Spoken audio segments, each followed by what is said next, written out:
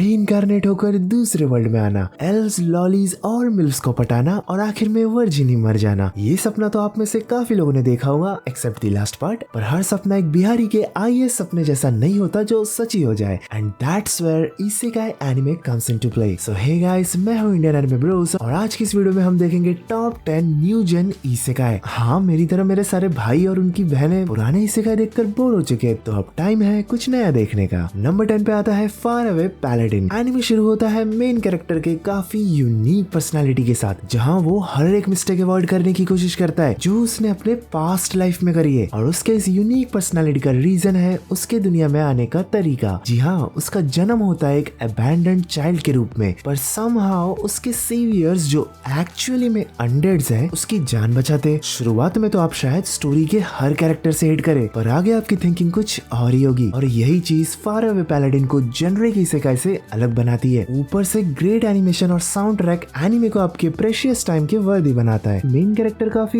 Important departure की तैयारी में जो शायद उसके आम जिंदगी को मेंटोस जिंदगी बना दे। अब इसेकाई से याद आता है फैंटेसी, और फैंटेसी से याद आता है फैंटेसी गेम्स, जिसमें घंटों टाइम लगाकर टीम बनाया पर फैंटेसी कैप्टन ने पहले बॉल पे विकेट गवाया। फिर इनफॉर्म प्लेयर्स पर होप लगाया, वो भी धोखा दे गया। होगा ना फ्रस्ट्रेशन शुरू, इसलिए गेम्स भी खेलना चाहिए था गुरु। विद गेम्स आई तो make sure that I don't lose any winning मौका। गेम्स भी आप खेल सकते हो फुल मैच, सेकंड इनिंग्स और इवन लाइव फैंटेसी। यहाँ फुल मैच फैंटेसी टीम नहीं भी चले तो परवाह नहीं, सेकंड इनिंग्स में फर्स्ट इनिंग्स का फुल इन्फॉर्मेशन लेके टीम बनाओ और जीतो एक ही मैच में 2 गुना टाइम्स। अगर टीम बनाने में हो दिक्कत या पिच कंडीशंस का ना हो पता, गेम्स में आप फैन कोच भी आता। यहाँ ऐप के अंदर ही आपको मिलेगा readymade fantasy teams by expert fantasy gurus. आपको जो टीम पसंद आई यूज कर लो, ना टीम बनाने का झंझट, ना कैप्टन वाइस कैप्टन चुनने का, पर जीतने का चांस ज्यादा। अब एक ही मैच से निकालो 8x तक का विनिंग्स, खेलो लाइव फैंटेसी हर 5 ओवर के लिए, चुनो सिर्फ 5 खिलाड़ी और जीतो 8 गुना। तो इंतजार किसका है, अभी डाउनलोड करें गेम्स ऐप और पाए 18,750 तक का वेलकम बोनस और शुरू करें जीतने की तैयारी। अब तो यहाँ पर यूजर्स को 100 रुपीज डिपॉजिट करने पे मिल रहा है 200 तक का बोनस।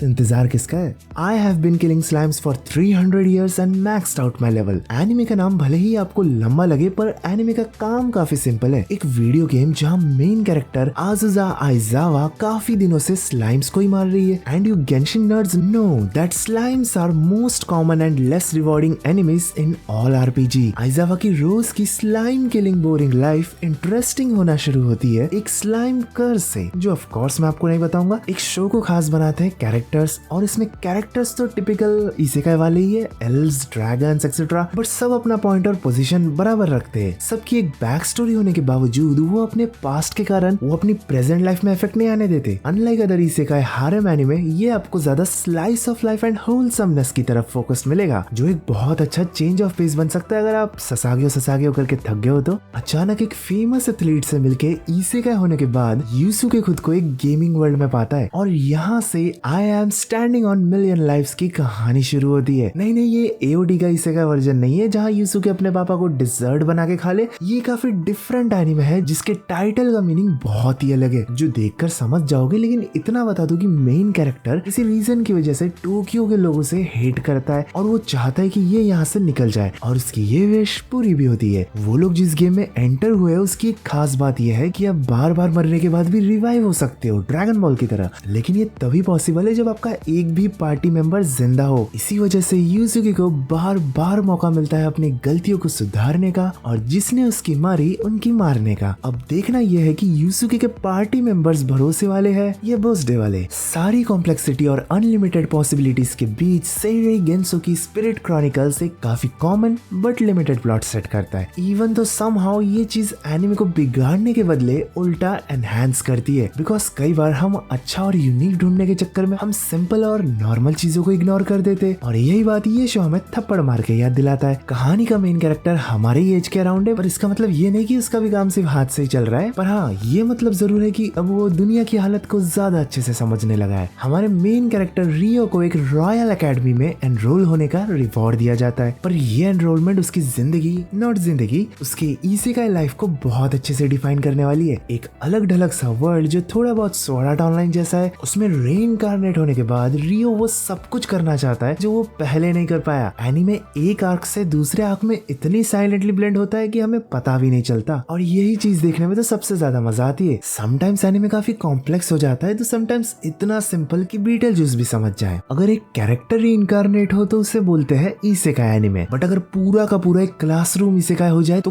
क्या वो इसेकाई क्लासरूम कहलाएगा? ऐसा ही कुछ हमें देखने मिलता है so I am a spider so what में, जिसके टाइटल से मुझे ये पहले स्पाइडरमैन का एनिमे वर्जन लगा था, पर नहीं, हमारा मेन कैरेक्टर इतना चिपकू नहीं, पर हाँ वो रीइंकार्नेट जरूर हुई है एक स्पाइडर की तरह। यस, एनिमे की मेन कास्ट एक फीमेल है जो इसेकाई शोज में रेयर है, तो ये ऑलरेडी एक रीजन बन गया इस एनिमे को देखने का। कुमोको जो शो की मेन लीड है काफी वियर्ड क्रिएचर्स के बीच में, वैसे तो उसका कैरेक्टर काफी हैप्पी गो लकी टाइप है, वेरस बाकियों का काफी अलग, जैसे वैम्पायर, वॉरियर एक्सेट्रा। ज्यादातर इसेकाई एनिमे की तरह इधर भी आपको एक आरपीजी सिस्टम देखने मिलेगा। शुरुआत से ही हर एपिसोड में हमें हिंट्स दिए जाते हैं कि चीजें आगे कैसे कनेक्ट होने वाली है, और यही चीज दर्शाती है आने वाले इवेंट्स को जो बोर्ड एग्जाम से भी ज्यादा डेंजरस है। बट 6th एपिसोड के बाद ये एनिमे स्पीड पकड़ लेता है तो बोर करने का तो सवाल ही नहीं उठता। हर कोई अपने आफ्टर लाइफ में या तो ओपी मेन कैरेक्टर जैसा रीइंकार्नेट होना चाहता है या तो किसी किंग या हारेम प्रोटैगनिस्ट जैसा। But my next life as villainess में मेन कैरेक्टर को एक विलन में रीइंकार्नेट करके इसेकाई एनिमे का नया स्टैंडर्ड सेट कर दिया है। यहाँ हमें हर दूसरे तरीके से शो और कैरेक्टर्स देखने मिलेंगे, और सबसे बड़ी बात तो ये है कि इस वर्ल्ड में तो इसका कैरेक्टर विलन जैसा है, बट डीप डाउन वो भी एक अच्छी सी नॉर्मल ह्यूमन बीइंग है। पर एक विलन की तरह रीइंकार्नेट होने की वजह से उसके ऊपर काफी मुसीबतें आती है, cause we know plot armor only supports heroes। उन्हीं मिसफॉर्च्यून्स में से एक है इस एनिमे को हेट मिलना, क्योंकि हमें आदत ही है ओपी मेन कैरेक्टर्स की। पर एक बार उस सोच को साइड में रखो और इस शो को ट्राई करो। यहाँ सबसे बड़ा सवाल तो ये होगा कि आपको कितना रिलेटेबल लगेगा ये character. So again try something new. इस जॉनरा में सबसे ज्यादा डोमिनेटिंग अगर कोई सब जॉनरा है तो वो है फैंटेसी, और इसी डोमिनेशन को बरकरार रखता है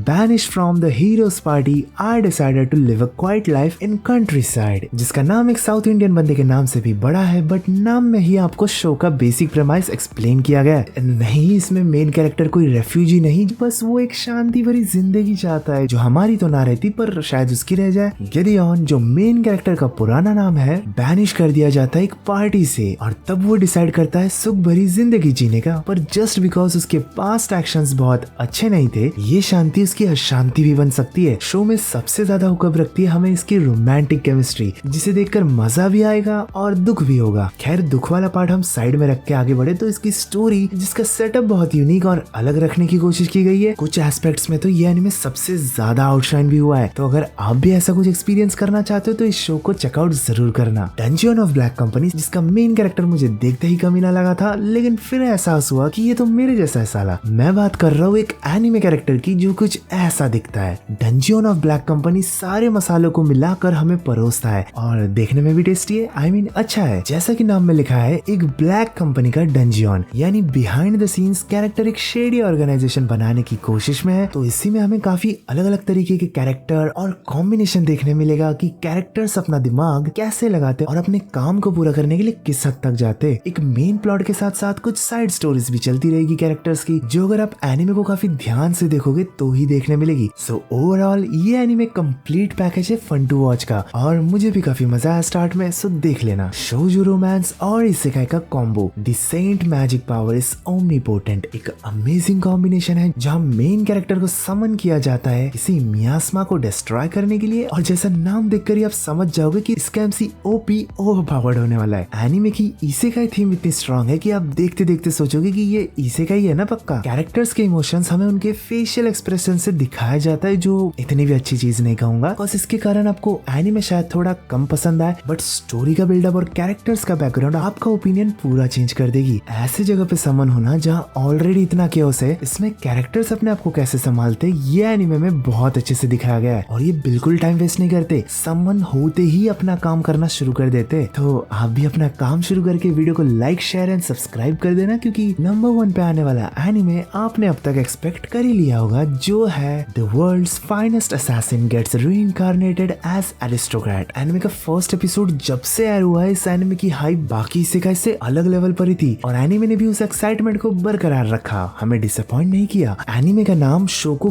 बहुत अच्छे से जस्टिफाई करता है। मेन कैरेक्टर एक ओल्ड एज वर्ल्ड का नंबर 1 असैसिन है, पर उसकी ओल्ड एज के कारण उसके पास अब ज्यादा दिन नहीं बचे। ऊपर से उसके रीइंकार्नेशन होने का रीजन और तरीका बहुत ही अलग है, जो मैं आपसे सीक्रेट रखना चाहूंगा। दूसरे वर्ल्ड में एज एन एरिस्टोक्रेट रीइंकार्नेशन रीइंकार्नेट होने के बाद उसे एक्सपीरियंस करने मिलती है एक पूरी ब्रांड न्यू लाइफ, और उस लाइफ में उसे बहुत ज्यादा डिफिकल्टीज भी आती है ऑब्वियसली। और एक चीज ने मुझे इस एनिमे की तरफ सबसे ज्यादा अट्रैक्ट किया कि मेन कैरेक्टर खुद में चेंज लाने की हर पॉसिबल कोशिश करता है, और इसी वजह से रियलाइज होता है कि असैसिन लाइफ में उसे एक टूल की तरह यूज किया गया था। But we can't change the past, so he let go and focus on what we call present. इतनी अच्छी स्टोरी के साथ इसके कैरेक्टर्स एनिमे में 4 चांद लगा देते हैं, जहाँ हर कैरेक्टर हमारे मेन कैरेक्टर को कुछ समझाने की कोशिश करता है। कैरेक्टर्स के नाम थोड़े अजीब है, जैसे दिया, टार्टे, महा, जिसमें से दिया वो पहली लड़की है जो उससे मिलती है, पर इसके अलावा भी बहुत सारे कैरेक्टर्स है जो अपने रोल को काफी अच्छे से निभाते हैं। So definitely worth checking out if you haven't already. आज की इस वीडियो में इतना ही गाइस। आपका इनमें से कौन सा एनिमे फेवरेट है कमेंट में जरूर बताना, और अगर एक भी नहीं देखा तो वीडियो के बाद देख लेना। चैनल पर बहुत ही जल्द एक रिव्यू भी आने वाला है जिसका नाम आपको गेस करना है कमेंट्स में। So subscribe to get notification as soon as possible. तब तक के लिए शुक्रिया।